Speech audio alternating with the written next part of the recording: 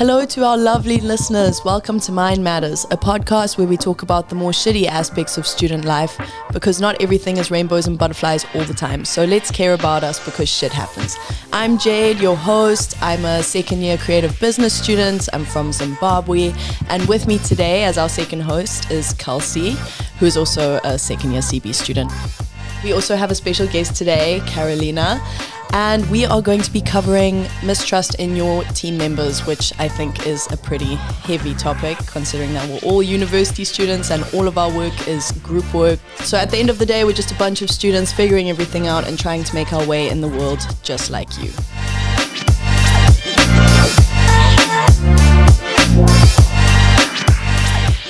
So how are my fellow podcast speakers doing today?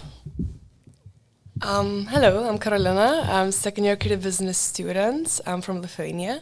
I'm doing quite great. It's gonna be a long day, but yeah, exciting day. I feel like every day is such a long day when you're doing production. I think everyone that you walk past that is in your class is just looking so stressed right now. If you walk into the school building right now, you will see everyone doing production. Yeah, and everyone's just wheeling around their suitcases. They've got all the bags and the filming cameras and everything. It's just absolute chaos. So let's dive into mistrust in your team members. Who has an experience with this? I feel like everyone has an experience with this. How do you feel about it? Personally, I feel like in school and university at some point, we always work in teams, a lot in teams. So I feel most of us have experienced this kind of mistrust in your team members. Maybe, once or twice for sure. I personally dealt with it quite a few times, I would say. I'm trying to learn how to trust people around me and work and just give everyone a chance to fully improve whatever and you know what I mean, I think. Yeah, it's such a difficult thing to deal with because you're stuck with these people, you have to work with these people, and you're also probably going to come across them again. Exactly. Mm-hmm. And one of the questions that I really wanted to ask was, have you ever been in a group with one of your friends and it didn't go so well? Yeah, definitely. So, the very first module, I started becoming close with my group members, and we became a close friend group called the Coffee Club. Oh. And but meanwhile, while working together, I did have moments that, I could almost strangle my team members. Just because, they weren't as structured as I was. And, you always have those differences between each other, ideas and stuff. So, I definitely, that was a time of struggling between, friends and team members. Yeah, it's a difficult thing to differentiate because just because they're your friend doesn't mean that you're going to work well together. And I actually said to Lei and Ide, which was on the previous episode of the podcast, she's one of my closest friends, and we agreed that we will not be working together in CB3. As much as because you get to choose your own groups and stuff, and I was just I love you, I love your work ethic, but I'm not going to do this to us, and it's such a, I don't know, it's scary. It's they say never go into business with your family. I feel like that's kind of similar when it says don't go into groups with your friends, unless, some people if you're really similar in the way that you work, but if you're not, it can be really difficult. And I find it these are my friends, why can't I work with them, and I find it so hard. I don't know if you feel similar about for me that. It happened once as well. I was working with a really nice team and with one of my really close friends, and everything was fine, but I felt during the end of the module it was we were getting in this situation where it was kind of a bit tense between us at some points, and I realized no, I can't really work with my friends anymore, I guess in other modules, because it's kind of tricky and dangerous, and I don't want to risk the friendship, I guess, for a teamwork, because sometimes you can get into arguments just for nothing, and it's just not necessary, I would say. So me and my friends, we talked about it as well, that working with friends is really dangerous and let's better not do it. So we kind of agreed to, as well, not do it. And it really takes like a toll on your like mental well-being, you know, because Definitely. if like school and you're stressed about your group work and like you're already stressed about your project, you know, like it's always stressful. I mean, we always reach the end and we all rushing, you know, and if like no one is delivering their work on time, or if you're a bit of a control freak and you like to oversee everything and you like everything to be nice, you know, and you don't trust the people that you're working with, it's so stressful for you, and you're like already stressed about the module and now you're stressing about the other people in your group and maybe they're your friends, and you're just going, oh my goodness, like I always get so anxious and like really, I don't know, it makes the experience so much more stressful for me. Especially if you also kind of care of how you come across with your group, because you don't want to come across as a control freak, you know. You want to be respected but also accepted in your group. And if you're going to go bossing around everyone because you want to have things in a certain way, then there's going to be friction between you and your team members as well. And hard to keep like a professional relationship with people that are the same age as you and going through exactly the same thing as you. Especially if you're someone that tends to take the like team leader role in the group, which I used to do a lot more in my first year, but less now because I'm more busy now. But if you tend to take that role a lot, it's so hard to keep a professional relationship because, I mean, you're all in like the same place in your life, and you're all like not the same age. Age doesn't really matter, but like no one is more advanced than the other person in your group. But if you're taking a leader role, then you feel like, I don't know, I always felt a little like condescending when I took that role in a group, because I'm like, what am I, how am I, I'm not better than these people, you know, we're all in the same boat. And then you have to tell people what to do, and then you maybe like feel more responsible for the work that you are delivering. And it's like, I don't know, it's really stressful. I'm just like, oh. Yeah, exactly. That is for sure. But so whenever you are, or you find yourself in a moment that you do not trust someone of your team to do a specific kind of job, what do you do? Do you... Oh, my horrible, I hate confrontation. Oh, yeah. Hate it, absolutely hate it confrontation. And I think more in the first year, during COVID, I let my group members take complete advantage of me and my ability to just do all of their work for them, because if they didn't do it, I would rather do it myself than tell them like, you know, can you just like do this, like, or like tell them that their work that they have given me to put together is horrible, you know, like I would rather redo it myself and just hand that in than tell them you need to redo it because this and this and this is wrong. And it's so like, it's horrible because it's something that we need to learn in real life, right? Like, no, completely, I agree with you. It's like usually for me, you know, you usually divide tasks with people and everyone is doing their job, but then at some point either you see that everyone works and everything is fine, or that someone either isn't working or the work they do isn't sufficient enough, let's say, and then you're of course afraid for your whole team's, you know, like let's say grade in this case to like go low or whatever. And then, usually you just want to take, I guess, it all and just do it yourself, because it's like, I know, I guess, how it can be improved, so let me just do it. It's easier than just explain and just give it again to person and try for him to do it again, and you know that not necessarily is going to work out. So it's really hard to deal with, because also like, it's kind of, I guess, rude to just come and be like, okay, let me actually just do it for you. Like, that's kind of not nice and not should be in a teamwork, because also like who you are, to know that you're like kind of, you can do it better as well. Yeah, exactly. Yeah, but then, you just need to, I guess, learn to, I guess, trust people that they can improve and do better. And because we're all learning. Exactly. You know? Like, yeah, definitely. Yeah, for me, you know, whenever I'm in that position that I am not very modest with it, but I do actually believe at moments that I know I can do it better.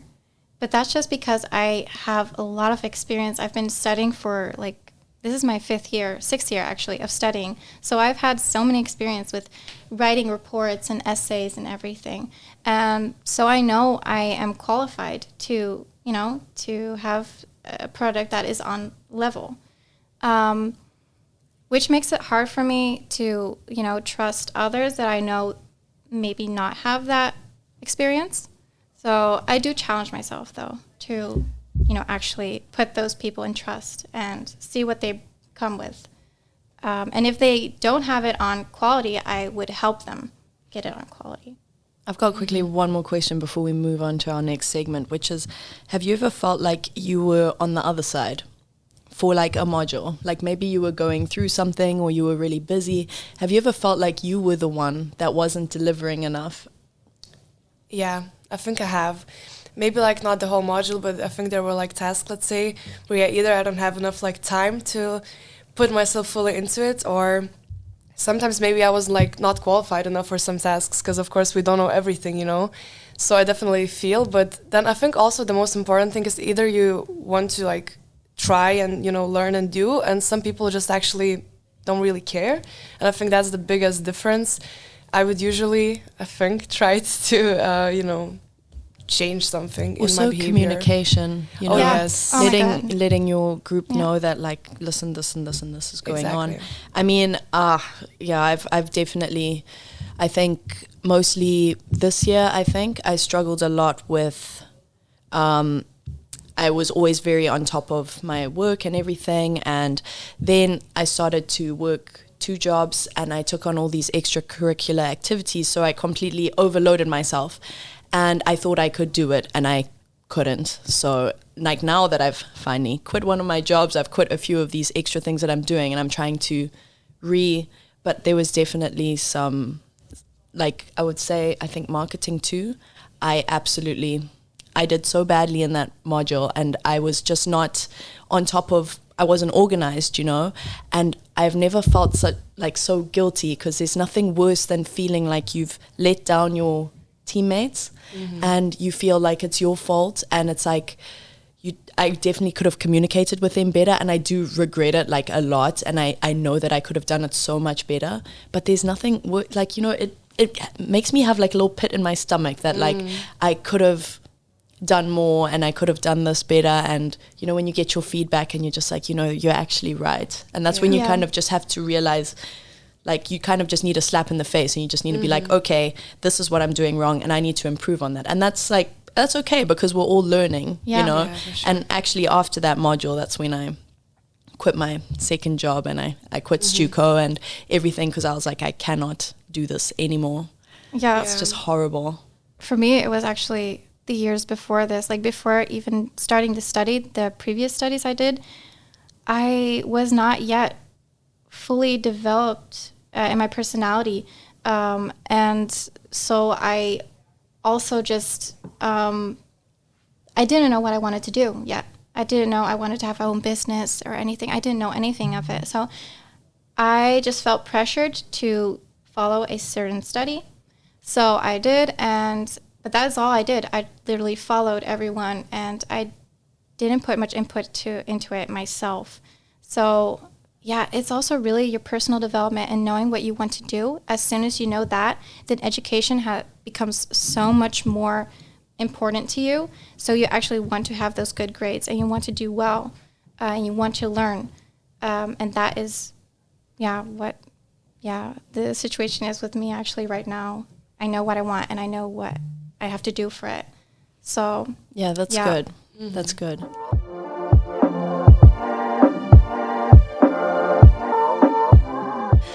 Okay, moving on to the second segment, which is we always ask our guests to bring a song. So music is often very much involved with mental health, kind of like how you listen to sad songs all day after a breakup, which is vibes. I think we all do that. And today Carolina has brought us a song. What did you bring for us? So it was quite hard to choose, because for me, usually music really varies through different times for me, and I don't stick to the same songs. But I have a few songs that have always been with me. So one of them is K, Cigarettes After Sex. I love that song. It's a really pretty song. I don't know it. Should I feel ashamed? Wait, who's it by? Who's it by again? Cigarettes After Sex. Oh, it's Yes, the band. Oh, yeah. Yes, exactly. So, yeah, this song, I don't know, I knew it for many, many years. And for me, in the beginning, it was just a song that, you know, was kind of like a comfort song. And then I also associated it with some people because it was their as well favorite song. And then I got like a lot of nice, comforting memories surrounding that song as well. So it was always kind of like developing more things around it, and it was always around me, and it's just like this kind of safe space for me, I would say. Is it really the lyrics that That's the thing, it's not the lyrics at all, it's more like the energy and the memories surrounded around the song. See. Right. But it's not the lyrics. Yeah, that's the thing. Yeah, I feel you on that one. I think most of the time when I love a song so much, it's actually really, I don't even care about what they're saying. It's more the feeling that it gives me. Exactly. I never really thought about that before. I've actually now come to think of it, I also have the same with certain songs that my parents used to listen to a long time ago, like back in the days, and I remember the songs, so I listened to them, and yeah, it's just nostalgic, I guess. Yeah. So I get that. Yeah.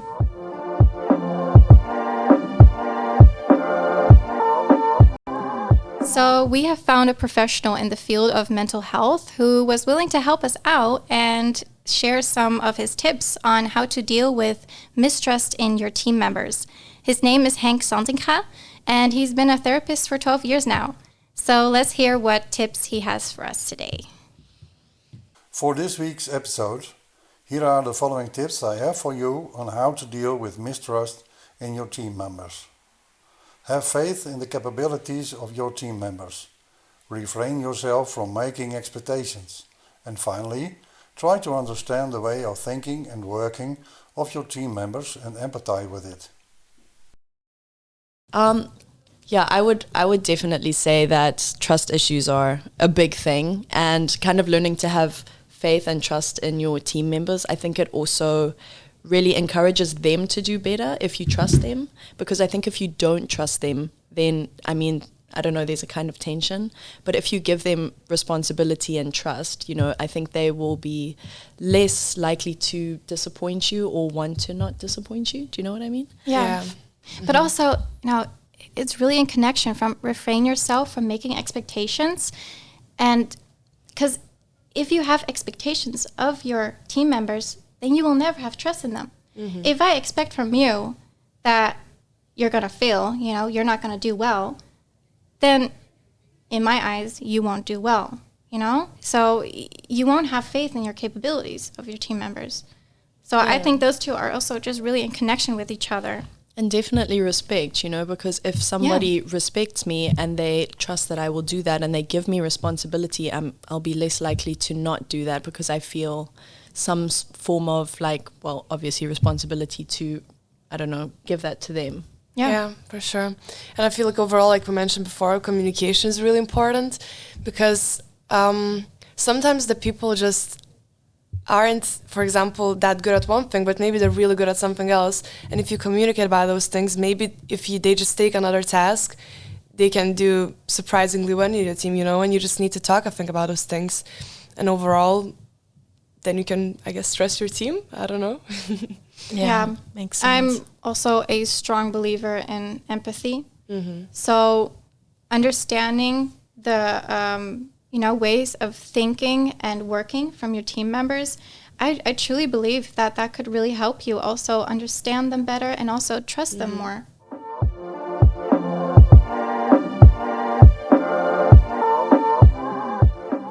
And now for the final part of this episode, me and Kelsey, we will be sharing our favorite quotes on the topic with you. What quote did you bring for us today, Kelsey? So I found a quote. It's from Stephen Covey, who is well known for his book, The 7 Habits of a Highly Effective People, amongst many other things. And he states the following: without trust, we don't truly collaborate. We merely coordinate, or at best cooperate. It's trust that transforms a group of people into a team. Yeah, totally agree with that. Yeah, that is facts, actually. Spitting facts, that is so true. I agree. Yeah. Wait, I'm going to need to hear that again. I'm sorry. It didn't really process that well. So without trust, we don't truly collaborate. We merely coordinate or at best cooperate.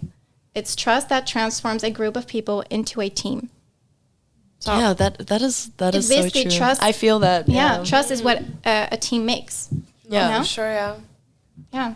And what I brought for you is, when you feel like everything is just going.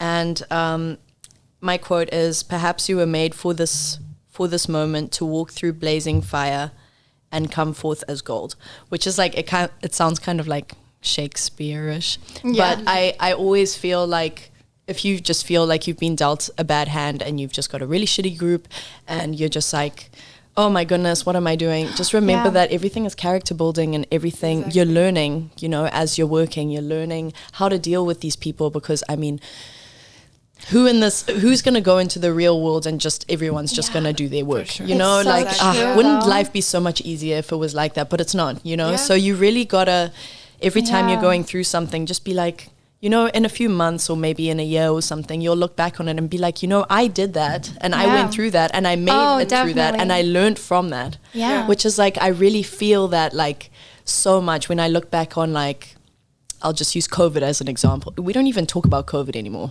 Like, I'm so happy that we don't talk about it because I hate the topic, but I just have to use it as an example. Sorry to bring up that terrible time. But when I came here to the Netherlands by myself, never been in a plane, never flown to a foreign country before. And I sat here with like nothing to do. And I had horrible team members that we were working online. It was horrible. And this whole time I'm just sitting there going, oh my God, it's just like the worst experience ever. But I'm telling you, when that experience was over, to look back at it and be like, I am like so proud of myself. Like I did that, and I got good marks and I made it through my first year online. Yeah. And I feel like everyone can kind of like be proud of yourself, when you go through something like that and you're just like, even little things. And I feel like people don't say that or think that they are proud of themselves enough. We're all living, like just because your problems aren't as big as somebody else's problems doesn't mean that they're not problems. Well, I think that pretty much sums up the episode. So we hope that you guys found it a little bit relatable. And thank you to Kelsey for being my second host. And thank you so much, Carolina, for joining us. Thank you to Hank for the tips. Well, thank you to you guys for listening to our episode, and hopefully we will see you next week where we are going to be talking about group work again, but speaking up in your team. So stay tuned and thank you everyone and bye. Bye. Bye-bye.